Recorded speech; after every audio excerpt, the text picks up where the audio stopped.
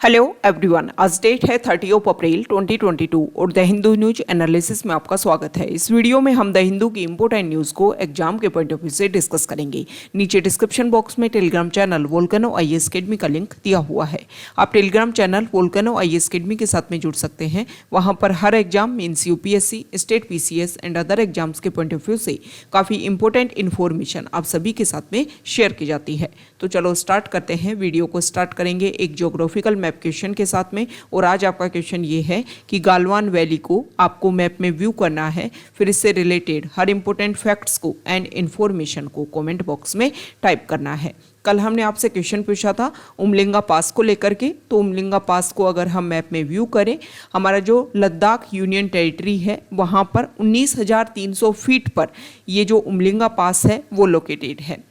अभी कुछ टाइम पहले बॉर्डर रोड ऑर्गेनाइजेशन ने यहाँ पर वर्ल्ड की सबसे हाईएस्ट लेवल पर जाकर के मोटरेबल रोड को कंस्ट्रक्ट किया, जिसकी वजह से ये जो उमलिंगा पास है वो काफ़ी ज़्यादा न्यूज़ में रहा था। ये जो भी रोड का कंस्ट्रक्शन किया गया वो प्रोजेक्ट हिमांक के अंडर किया गया। तो ये जो प्रोजेक्ट हिमांक है इससे रिलेटेड बेसिक फैक्ट्स को हम देख लेते हैं। 1985 में प्रोजेक्ट हिमांक को लॉन्च किया गया था, ताकि उस टाइम आप सभी को पता है कि जम्मू एंड कश्मीर एक स्टेट के रूप में लोकेटेड था। 5 अगस्त 2019 को जम्मू एंड कश्मीर को बाइफरकेट किया गया 2 यूटीज़ में, Jammu and Kashmir and Ladakh UT में। तो उस time Jammu and Kashmir state के रूप में जब एग्जिस्ट करता था तो लद्दाख जो पार्ट था, लेह लद्दाख वाला जो पार्ट था वो जम्मू एंड कश्मीर के अंडर ही आता था। तो जम्मू एंड कश्मीर का जो लद्दाख वाला रीजन है वहाँ पर रोड का कंस्ट्रक्शन करना, उनके मेंटेनेंस को बनाए रखना और वहाँ पर जो हाईएस्ट एल्टीट्यूड पर जो भी पासेज हैं वहाँ पर मोटरेबल रोड को कंस्ट्रक्ट करना, इन सारी एक्टिविटी के लिए जो प्रोजेक्ट हिमांक है उसको 1985 में लॉन्च किया गया था। और उसी प्रोजेक्ट के अंडर ये प्रेजेंट टाइम में जो उमलिंगा पास में जो मोटरेबल रोड्स को कंस्ट्रक्ट किया गया है वो इसी प्रोजेक्ट के अंडर कंप्लीट किया गया है। तो ये तो हमने उमलिंगा पास से रिलेटेड बेसिक फैक्ट्स को व्यू किया। अब बात आती है बीआरओ की, बॉर्डर रोड ऑर्गेनाइजेशन की। इससे रिलेटेड बेसिक फैक्ट्स को अगर हम देखें तो बीआरओ एक रोड कंस्ट्रक्शन एग्जीक्यूटिव फोर्स के रूप में इंडिया में वर्क करता है और प्रेजेंट टाइम में इंडियन आर्म्ड फोर्सेस का ये एक पार्ट के रूप में भी है। बीआरओ का काम ये है कि हमारे इंडिया के जो बॉर्डर एरियाज़ हैं, इसके अलावा जो हमारे फ्रेंडली नेबरिंग कंट्रीज़ हैं वहाँ पर रोड नेटवर्क को मेंटेन करना, उनको डेवलप करना, ये इसका मेन काम है। अभी प्रेजेंट टाइम में अगर हम देखें तो इंडिया के 19 स्टेट और 3 यूनियन टेरिटरीज जिसमें अंडमान एंड निकोबार आइलैंड भी है, इसके अलावा हमारे नेबरिंग कंट्री में भी फ्रेंडली नेबरिंग कंट्री जिसमें Afghanistan, Bhutan, Myanmar, Tajikistan and Sri Lanka, इन सभी में रोड का कंस्ट्रक्शन करना, उनको मेंटेन करना, इंफ्रास्ट्रक्चर ऑपरेशन का जो काम है वो बीआरओ के द्वारा किया जाता है। 1960 में इसको फॉर्मेशन किया गया था बीआरओ को। ओके, द हिंदू के फ्रंट पेज पर अगर important news, first important news को अगर हम व्यू करें तो यहाँ पर जो हमारे इंडस्ट्री के 8 कोर सेक्टर हैं वहाँ पर किस तरीके से ग्रोथ रेट चल रही है उन सभी को यहाँ पर शो किया गया है। तो मार्च 2022 की क्या ग्रोथ रेट रही 8 कोर सेक्टर में, उसके बारे में शो किया गया है कि 4.3% का यहाँ पर डिप देखने को मिला। फरवरी 2022 में अगर हम देखें तो कुछ ग्रोथ यहाँ पर हुई थी, 6% ग्रोथ देखने को मिली, लेकिन फरवरी 2022 के बाद में दोबारा से यहाँ पर कॉन्ट्रैक्शन देखने को मिला ग्रोथ रेट में। तो हमारे एग्जाम के पॉइंट ऑफ व्यू से इंपॉर्टेंट हो जाते हैं कि व्हाट इज 8 कोर सेक्टर। इससे रिलेटेड बेसिक फैक्ट्स को हम डिस्कस करेंगे क्योंकि बहुत सारे एग्जाम में डायरेक्टली यहाँ से क्वेश्चन पूछ लिए जाते हैं। 8 कोर सेक्टर्स में यहाँ पर एक सेकेंड आप व्यू देखो, 8 कोर सेक्टर्स हैं, उसमें से coal, crude oil, natural gas, refinery products, fertiliser, steel, cement and electricity. ये जो नेम है वो आपको क्लियरली ध्यान में होने चाहिए बहुत सारे एग्जाम में 8 कोर सेक्टर से रिलेटेड कि कौन कौन सा सेक्टर जो है वो 8 कोर सेक्टर में इंक्लूडेड है। ओके, ये जो 8 कोर सेक्टर हैं वो इंडेक्स ऑफ इंडस्ट्रियल प्रोडक्शन जो है उसमें जितने भी आइटम हैं उसमें से 40.27% जो है उसका वेटेज, 40.27% वेटेज जो है वो 8 कोर सेक्टर का है। ये जो 8 कोर सेक्टर का किस तरीके से वेटेज है वो यहाँ पर शो किया गया है। तो सबसे ज़्यादा प्रोडक्शन किसका होता है, फिर किसका होता है, ये भी आपको ध्यान में होना चाहिए। अब ये इंडेक्स ऑफ इंडस्ट्रियल प्रोडक्शन है क्या, जिसमें इसका जो 8 कोर सेक्टर्स का 40.27% हमने वेटेज देखा। तो ये IIP है क्या? IIP एक इंडिकेटर है और ये हमें ये शो करता है कि हमारे इंडिया में एक डिफाइंड टाइम डिसाइड किया गया कि इन 3 मंथ्स में हमारे इंडिया में जो हमारी इंडस्ट्री है उसमें कितना प्रोडक्शन हुआ, उस प्रोडक्शन में क्या क्या चेंज हुआ, उसी को शो किया जाता है इस IIP इंडेक्स के थ्रू। इस IIP इंडेक्स को सेंट्रल स्टैटिकल ऑर्गेनाइजेशन के द्वारा मंथली बेसिस पर पब्लिश किया जाता है कि हर मंथ में कितना प्रोडक्शन हो रहा है, किस सेक्टर में कितना डिप देखने को मिल रहा है, किस सेक्टर में कितना हाइक देखने को मिल रहा है। ओके, ये जो CSO है वो ministry of statics and programme implementation के अंडर आता है। यहाँ पर अगर हम देखें तो इससे हमें एक ओवरव्यू मिलता है हमारे इंडिया की इकोनॉमी के बारे में। और जो IIP है इसका यूज़ किया जाता है मिनिस्ट्री ऑफ फाइनेंस, इसके अलावा रिजर्व बैंक ऑफ इंडिया, इन सभी के द्वारा, गवर्नमेंट एजेंसी के द्वारा, ताकि जो पॉलिसी मेकिंग की जाती है फ्यूचर के लिए उनमें इन इंडेक्स का ध्यान में रखा जाता है किस सेक्टर के ऊपर कितना ज़्यादा फोकस करना है। तो ये हर बेसिक फैक्ट्स जो हमारे इकोनॉमी के पॉइंट ऑफ व्यू से काफ़ी ज़्यादा इंपॉर्टेंट है और ये बेसिक टर्म जो है वो आपको क्लियर होनी चाहिए। इससे आपका जो इकोनॉमिक सर्वे आप स्टडी करते हो तो काफ़ी ज़्यादा इजी हो जाता है। ओके, नेक्स्ट इंपॉर्टेंट न्यूज़ है, ये जो न्यूज़ रिलेटेड है वो हमारे प्राइम मिनिस्टर ने कुछ इंपॉर्टेंट स्टेटमेंट दिए हैं। उन्होंने बताया है कि हम चाहते हैं कि हमारे इंडिया में एनवायरनमेंट इस तरीके से इंक्रीज हो कि ऑर्डिनरी बैकग्राउंड से भी लोग अगर वो आएँ तो वो अपने आप को एंटरप्रेन्योर के रूप में अच्छे से एस्टेब्लिश कर पाएँ। और इसके लिए हम जो भी एनवायरनमेंट की ज़रूरत है उसको हम प्रिपेयर करने के लिए, उसको हम तैयार करने के लिए काफ़ी ज़्यादा जो हमारी गवर्नमेंट है वो वर्क कर रही है, ताकि एंटरप्रेन्योर्स की जो एक ग्रुप है, एक कम्युनिटी जो है वो हम डेवलप कर पाएँ। ओके, नेक्स्ट इंपॉर्टेंट आर्टिकल यहाँ पर कोल को लेकर के है। आप सभी को पता है आपके रीजनल एरिया में भी इस टाइम इशू देखने को मिल रहा होगा कि इलेक्ट्रिसिटी के काफ़ी ज़्यादा कट चल रहा है। उसका मेजर रीजन ये है कि कोल का प्रेजेंट टाइम जो कोल की अवेलेबिलिटी काफ़ी कम है और इसके लिए कोल की अवेलेबिलिटी, जो कोल बेस्ड प्लांट्स हैं जहाँ से हम इलेक्ट्रिसिटी को प्रोड्यूस कर रहे हैं, वहाँ पर कोल की अवेलेबिलिटी इजी हो पाए, इसलिए पैसेंजर जो ट्रेन हैं उनको कुछ टाइम के लिए रोक दिया गया है। बहुत सारी पैसेंजर ट्रेन को कैंसिल किया गया है ताकि इजीली जो कोल्स हैं उनको हम प्लांट्स तक इजीली पहुँचा पाएँ और जो इलेक्ट्रिसिटी का प्रोडक्शन है वो अच्छे से हो पाए और जितनी भी हमारी डिमांड है उसके अकॉर्डिंग सप्लाई जो है वो इंश्योर हो पाए। ओके, तो यहाँ पर जो हमारी मिनिस्ट्री है, मिनिस्ट्री ऑफ कोल, उससे रिलेटेड कुछ फैक्ट्स को हम देखें कि हमारे इंडिया में एनर्जी का प्रोडक्शन हम किस तरीके से करते हैं। देखो हमारे इंडिया में जो पावर का जनरेशन किया जाता है उसमें कुछ कन्वेंशनल रिसोर्सेज को भी हम यूज़ करते हैं, जैसे कि थर्मल, न्यूक्लियर एंड हाइड्रो, और रिन्यूएबल सोर्सेज के बेसिस पर भी हम एनर्जी का प्रोडक्शन करते हैं, जिसमें विंड, सोलर और बायोमास है। लेकिन मेजॉरिटी में हमारे इंडिया में जो अभी भी इलेक्ट्रिसिटी का जो प्रोडक्शन है वो कोल से किया जाता है, through coal, a thermal power plant which is around 75% of total power generation. हालांकि इंडिया अपने आप को ट्रांसफॉर्म करने की कोशिश कर रहा है, हम जल्दी से जल्दी अपने आप को रिन्यूएबल एनर्जी के ऊपर रिलाई करने की कोशिश कर रहे हैं, लेकिन अभी भी कोल का जो प्रोडक्शन है, कोल का जो यूज़ है हमारे यहाँ पर एनर्जी प्रोडक्शन में, इलेक्ट्रिसिटी प्रोडक्शन में, वो काफ़ी ज़्यादा हाई है। ओके, अभी क्या इशू हुआ कि आप सभी को पता है कि कोल की इतनी जो कमी है वो क्यों देखने को मिल रही है।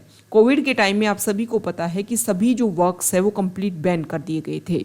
माइनिंग जो वर्क्स है उसको भी बंद कर दिया गया था, क्योंकि कोविड के जो केसेस हैं वो काफ़ी ज़्यादा हाइक हो रहे थे। फिर धीरे धीरे ओपन होने लगा, माइनिंग सेक्टर भी धीरे धीरे ओपन हुआ, लेकिन जो हमारे पास में रिजर्व थे उनको हमने यूज़ किया और उसके बाद में दोबारा से सप्लाई को मेनटेन करने के लिए जो प्रोडक्शन है वो धीरे धीरे काम स्टार्ट हुआ। उसके बाद में मानसून सेशन आ जाता है और मानसून सेशन में जो माइनिंग वर्क्स है वो काफ़ी कम हो जाता है। इन सभी की वजह से ये जो प्रोसीजर है उसमें काफ़ी ज़्यादा डिले हुआ और ये ही रीजन रहा कि कोल की अवेलेबिलिटी अच्छे से ना हो पाने के कारण में प्रेजेंट टाइम में इलेक्ट्रिसिटी क्राइसिस जो है वो देखने को मिल रहा है। नेक्स्ट इंपॉर्टेंट आर्टिकल है, यहाँ पर कोविड की वजह से आप सभी को पता है हर सेक्टर इफेक्ट हुआ। इसमें हमारा जो एजुकेशन सेक्टर है वो काफ़ी ज़्यादा इफेक्ट हुआ। बहुत सारे एडिटोरियल हमने उससे रिलेटेड डिस्कस भी किए हैं। यहाँ पर चाइना और इंडिया में आप सभी को पता है हमारे इंडिया से बहुत सारे स्टूडेंट मेडिकल एजुकेशन के, स्पेसिफिक मेडिकल एजुकेशन के लिए चाइना, अदर कंट्रीज, जैसे अभी यूक्रेन में क्राइसिस हुआ तो वहाँ से ऑपरेशन गंगा हमने लॉन्च किया, जो भी हमारे स्टूडेंट्स हैं उन सभी को इवैक्यूएट करने के लिए। ओके, तो यहाँ पर चाइना में भी जो मेडिकल एजुकेशन के लिए जो स्टूडेंट वहाँ पर थे, लेकिन कोविड की वजह से वहाँ पर वापस वो हमारी कंट्री में वापस आ गए। अब दोबारा से जो स्टूडेंट्स हैं उनको वापस से अलाउ किया जाए, इसके लिए लास्ट मंथ जब मार्च में हमारे यहाँ पर वहाँ के फॉरेन मिनिस्टर आए तो इसको लेकर के डिस्कशन हुआ था और चाइना ने अलाउ किया है कि जो इंडियन स्टूडेंट्स हैं उनकी एंट्री को हम ईज़ करते हैं कि आप यहाँ पर आ सकते हो और अपने एजुकेशन को रेगुलर कर सकते हो। अदर कंट्रीज़ जहाँ से भी जो स्टूडेंट्स हैं वो वहाँ पर चाइना में स्टडी कर रहे थे तो उनको लेकर के भी चाइना ने अलाउ किया है। ओके, क्योंकि देखो मेडिकल जो एजुकेशन है उसको लेकर के काफ़ी ज़्यादा डिस्कशन किया जा रहा था। कल भी हमने डिस्कस किया था कि यूक्रेन से जो स्टूडेंट वापस आए वहाँ पर वॉर जैसी सिचुएशन है। देखो पेंडेमिक को हमने हमारे हाथ में था, काउंटर करना हमने कंट्रोल किया, अपने आप को रिस्ट्रिक्शंस में बैन किया और इसकी वजह से जो हमने पेंडेमिक है उसको काफ़ी ज़्यादा कंट्रोल किया। लेकिन वॉर जैसी सिचुएशन कब कंप्लीट हो और कब उस जो प्रॉब्लम है उसको सॉल्यूशन की तरफ जाया जाए, तब तक जो हमारे स्टूडेंट्स हैं जो वहाँ पर यूक्रेन में स्टडी कर रहे थे उनके एजुकेशन को हम कैसे रेगुलर करेंगे, इसको लेकर के हमारे इंडिया में स्टेट्स और सेंट्रल गवर्नमेंट ने काफ़ी ज़्यादा डिस्कशन चल रहा है कि किस तरीके से उनकी एजुकेशन को हम इंडिया में ही कंप्लीट करवा सकते हैं। नेक्स्ट इंपॉर्टेंट आर्टिकल है एडिटोरियल पेज पर, और यहाँ पर जो फर्स्ट आर्टिकल है इसमें देखो फर्स्ट आर्टिकल में अभी हमने डिस्कस किया कि सेंट्रल गवर्नमेंट की तरफ कुछ स्टेटमेंट आते हैं कि बहुत सारे स्टेट ऐसे हैं जहां पर उन्होंने अपना जो वैट है या और भी अदर जो टैक्सेज हैं उनको कट नहीं किया है, जिसकी वजह से उन स्टेट्स में पेट्रोल और डीजल के जो प्राइजेज हैं वो काफ़ी ज़्यादा हाइक देखने को मिल रहे हैं। तो यहाँ पर सेंट्रल गवर्नमेंट ने ये बोला था कि आप सेंट्रल और स्टेट जो हैं वो आपस में मिलकर के, यूनियन और स्टेट जो हैं वो एक कोऑपरेशन कोलैबोरेशन के थ्रू जो भी प्रॉब्लम है उसको सॉल्यूशन की तरफ लेकर के जाएं, ताकि एक फेडरलिज्म का जो फेडरलिज्म जो हमारा फाउंडेशन है उसके बेसिस पर जो प्रेजेंट टाइम में जो भी क्राइसिस है उनको हम सॉल्व करने की कोशिश करें। मतलब फ्यूल के नाम पर जो फ्रिक्शन देखने को मिल रहा है उसको हम, जो भी हाई प्राइजेस हैं फ्यूल के, उनको हम सेटल करने की कोशिश करें, और वो सारे स्टेट्स जहां पर ये रिलीफ दिया जा सकता है तो उन स्टेट्स को अपनी जो भी ओनस है, जो भी अपनी रिस्पॉन्सिबिलिटी है उनको कंप्लीट करना चाहिए। नेक्स्ट इंपॉर्टेंट आर्टिकल, अभी तमिलनाडु में एक इशू देखने को मिला, वहाँ पर एक फायर ट्रेजेडी हो गई। वहाँ पर कुछ जो फेस्टिवल से रिलेटेड या वहाँ के टेम्पल में कुछ ऐसी एक्टिविटी, कुछ ऐसे प्रोसेसन चल रहा था। उस प्रोसीजर के दौरान ही जो चैरियट है, स्मॉल चैरियट जो है वो हाई टेंशन कैटेगरी जो लाइट है उसके साथ में टच हो जाता है, तो वहाँ पर ये जो फायर ट्रेजेडी है वो देखने को मिलता है। तो यहाँ पर सबसे पहले तो ये बताया गया है कि इस तरीके का इशू पहली बार नहीं हुआ है। लगभग 10 दिन पहले भी ऐसा ही कुछ इशू हुआ, जहाँ पर चित्रई जो फेस्टिवल, मदुरई मीनाक्षी टेम्पल में जो चितिरई फेस्टिवल जो कंप्लीट किया जा रहा था उस टाइम ऐसा इशू देखने को मिला। और अभी प्रेजेंट टाइम में जो तमिलनाडु में जो इशू हुआ वो तंजूर जो डिस्ट्रिक्ट है वहाँ पर ये इशू देखने को मिला था। ओके, इससे पहले भी कुछ साल पहले भी इसी तरीके का, लगभग 10 साल पहले भी कालीमेडू में जो इशू है, वेल्लोर डिस्ट्रिक्ट जो है वहाँ पर भी इसी तरीके का इशू हुआ, जिसकी वजह से 5 पर्सन की डेथ हो जाती है। सबसे बड़ी प्रॉब्लम ये है कि देखो जब भी इस तरीके का प्रोसेशन कंडक्ट करवाया जा रहा है तो सबसे पहले इसके बारे में आपको पता होना चाहिए। आपको कंप्लीट जो आपका लोकल एडमिनिस्ट्रेशन है उन सभी को अवेयर किया जाना चाहिए। जो भी आपका इलेक्ट्रिसिटी डिपार्टमेंट है, वाटर डिपार्टमेंट है, उन सभी को आपको इस डिसीजन के बारे में बताया जाना चाहिए। सभी से अप्रूवल लें, सभी के कोलेब्रेशन के साथ में इस वर्क को करें, ताकि सेफ्टी के साथ में जब वर्क हो तो उसके जो इशू हैं वो देखने को ना मिले। तो यहाँ पर जो आर्टिकल है उसमें कम्प्लीटली इस बात के ऊपर फोकस किया गया है कि जब भी कोई एक्टिविटी होती है, कोई फेस्टिवल, कोई भी प्रोसेशन कंडक्ट करवाया जाता है तो उसमें कोलैबोरेशन होना चाहिए, हर लेवल पर कोलैबोरेशन होना चाहिए। पहले ओवरव्यू किया जाना चाहिए कि किस एरिया से जो भी मार्च है, जो भी प्रोसेशन है वो निकलेगा, उस एरिया का ओवरव्यू किया जाना चाहिए कि किस किस वजह से यहाँ पर इशू क्रिएट हो सकता है। और ये तभी हो पाएगा जब हर सेक्टर में हमारी जो लोकल गवर्नमेंट है, हमारा जो एडमिनिस्ट्रेशन है, हमारा हर डिपार्टमेंट जो है जब कोलैबोरेशन के साथ में इन पॉइंट्स के ऊपर ध्यान रखेगा, तभी जाकर के इस तरीके की जो ट्रेजेडी है वो कम हो पाएगी और सेफ्टी जो रूल्स एंड रेगुलेशंस हैं उनको हम अच्छे से इम्प्लीमेंट कर पाएंगे।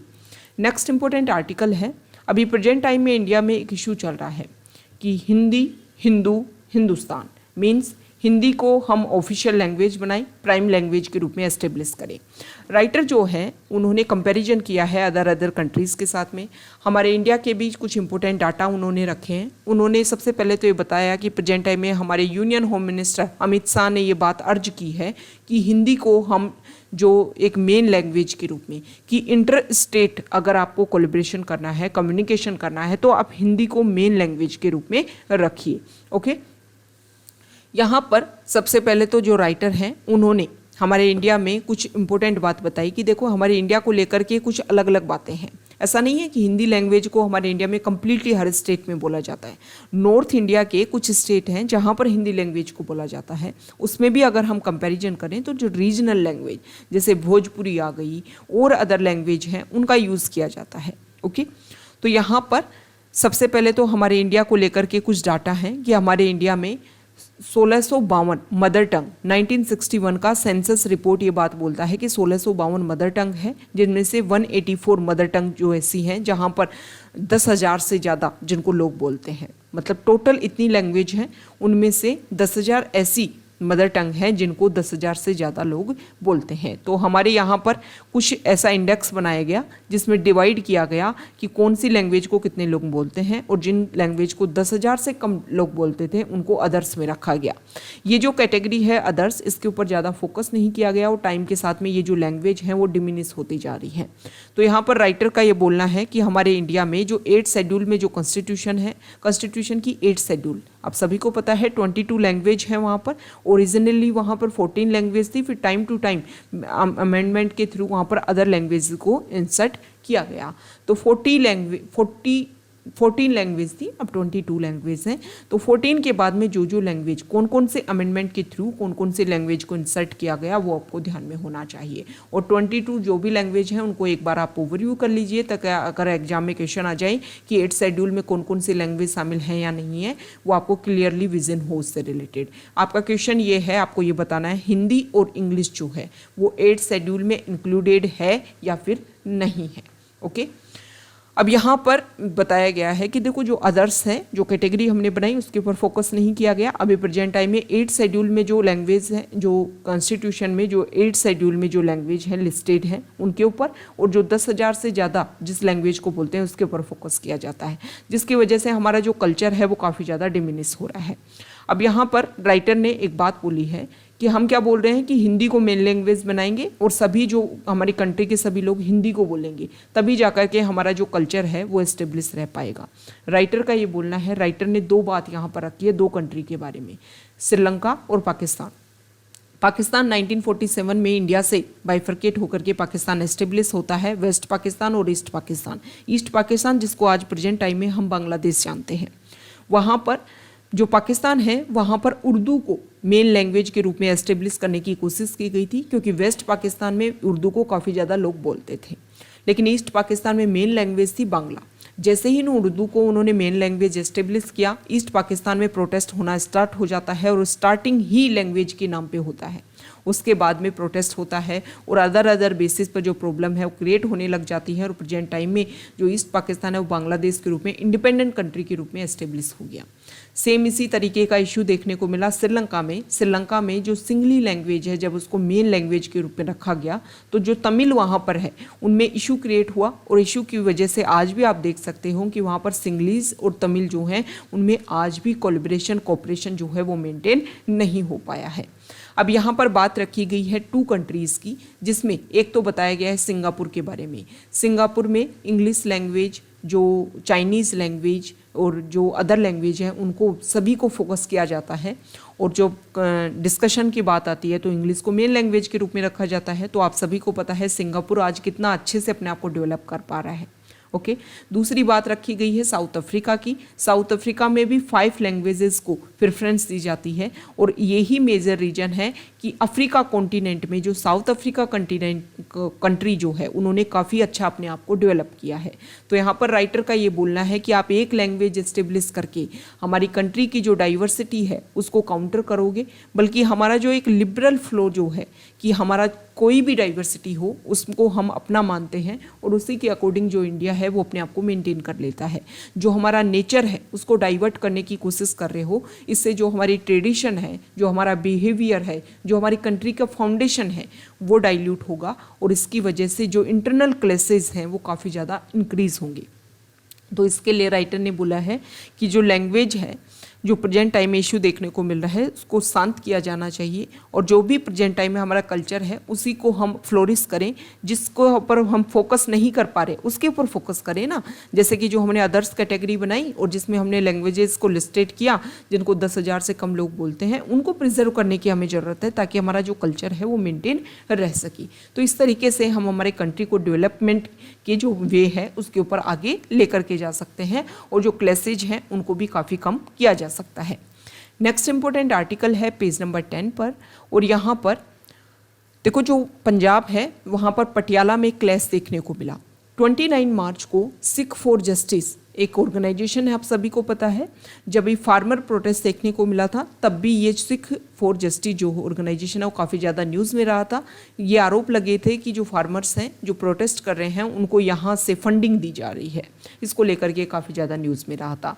तो सिख फॉर जस्टिस जो ऑर्गेनाइजेशन है उसके एस्टेब्लिशमेंट के रूप में जो 29 अप्रैल है उसको फाउंडेशन डे के रूप में, फाउंडेशन डे ऑफ खालिस्तान के रूप में सेलिब्रेट किए जाने की बात की जा रही थी। एक पर्सन जिनका नाम है हरीश सिंगला, वो अपने आप को शिवसेना बाल ठाकरे के रूप में रिप्रेजेंट कर रहे हैं। उन्होंने एडमिनिस्ट्रेशन से परमिशन मांगी कि हम 29 अप्रैल को एक जुलूस निकालेंगे, प्रोसेशन निकालेंगे, लेकिन इसकी एडमिनिस्ट्रेशन ने जब उन्होंने इस चीज़ को क्या नहीं दिया, अप्रूवल नहीं दिया, तो विदाउट अप्रूवल जब वो काम करने लगे तो अदर जो ग्रुप है उन्होंने इसका प्रोटेस्ट किया और दोनों के बीच में यहाँ पर इशू देखने को मिला जिसकी वजह से कर्फ्यू लगाया गया है पटियाला में। अब ये सिख फॉर जस्टिस है क्या? सिख फॉर जस्टिस एक एनजीओ है और यूएस बेस्ड एनजीओ है और इसके बारे में बोलते हैं कि एक सेशनिस्ट ग्रुप है। हमारे इंडिया में जो सिख कम्युनिटी है उसको बरगलाने के लिए, उसको कुछ ऐसी एक्टिविटी में इंक्लूड करने के लिए जो ग्रुप है वो काम करता है। हमारे इंडिया का जो पंजाब वाला रीजन है वहाँ पर सेसेशन को, मतलब उसके पार्टीशन को सपोर्ट करता है सिख फॉर जस्टिस। इसीलिए हमारे इंडिया में 2019 से इसको अनलॉफुल एसोसिएशन के अंडर इसको बैन कर रखा है। ओके, यहाँ पर देखिए 2007 में इसको फॉर्मेशन किया गया था, एनजीओ इसका टाइप है और यूएस में इसको फाउंड किया गया था। गुरपतवंत सिंह पन्नून जो हैं वो इसके फाउंडर हैं।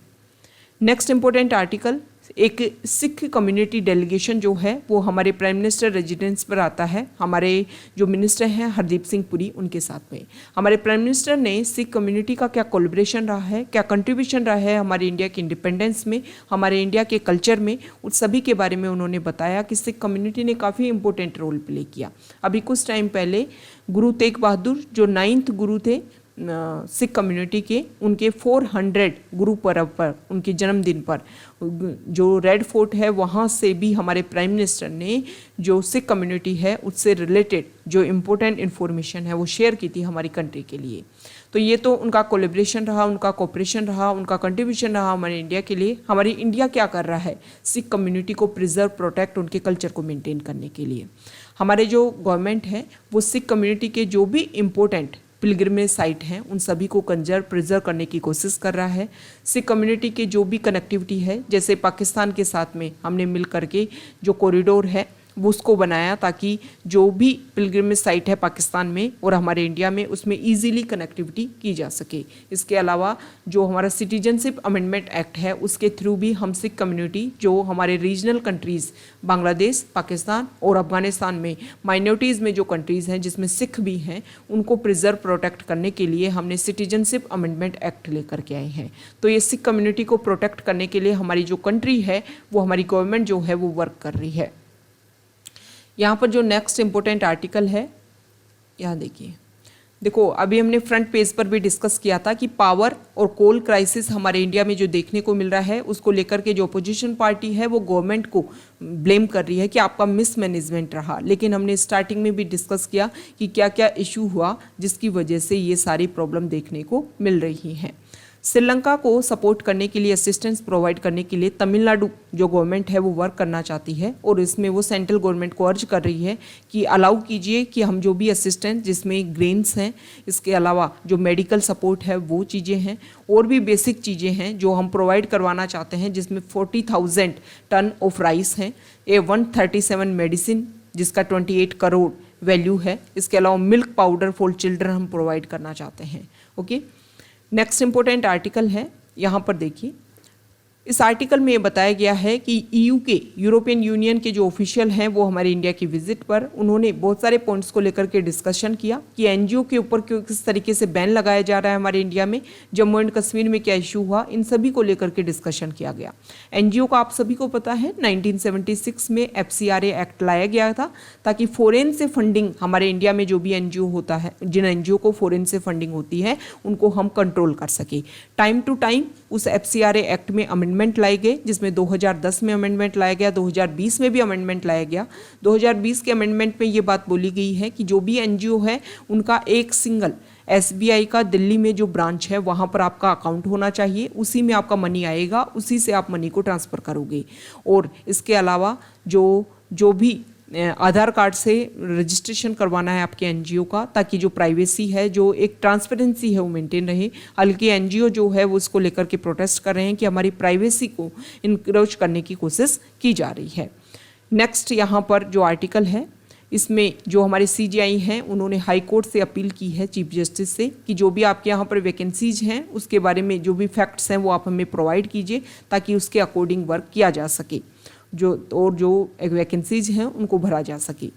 यहाँ पर जो आर्टिकल है, इस आर्टिकल में ये बताया गया है कि हीट वेव्स जो है वो मैन मेड क्लाइमेट चेंज की वजह से हीट वेव्स काफ़ी ज़्यादा देखने को मिल रही है। इसको लेकर के एक स्टडी हुई है और जो साइंटिस्ट हैं उन्होंने ये बात रखी है कि हमारे जो पॉपुलेशन है उन्होंने इतना एमिशन किया है जिसकी वजह से जो हीट वेव्स है, जो टेम्परेचर है वो काफ़ी ज़्यादा इफेक्ट डाल रहा है।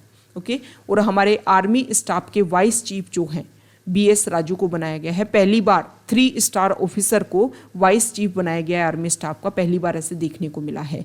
ये जो हीट वेव्स है इससे रिलेटेड हम बेसिक फैक्ट्स को डिस्कस करेंगे कि what is heat waves.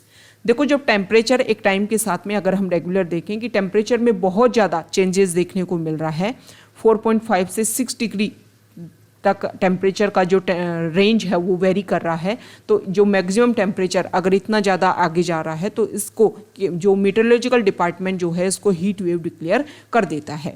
Okay, heat waves होता क्या है, हीट वेव किस कारण से होता है, प्री मानसून सावर की जब कमी होती है, मतलब मानसून से पहले जो हल्की सी बारिश होती है उसकी वजह वो अगर ना हो पाए टाइम पे तो जो ओवरऑल टेम्परेचर है वो काफ़ी ज़्यादा इंक्रीज हो जाता है। ये मेन रीजन रहता है।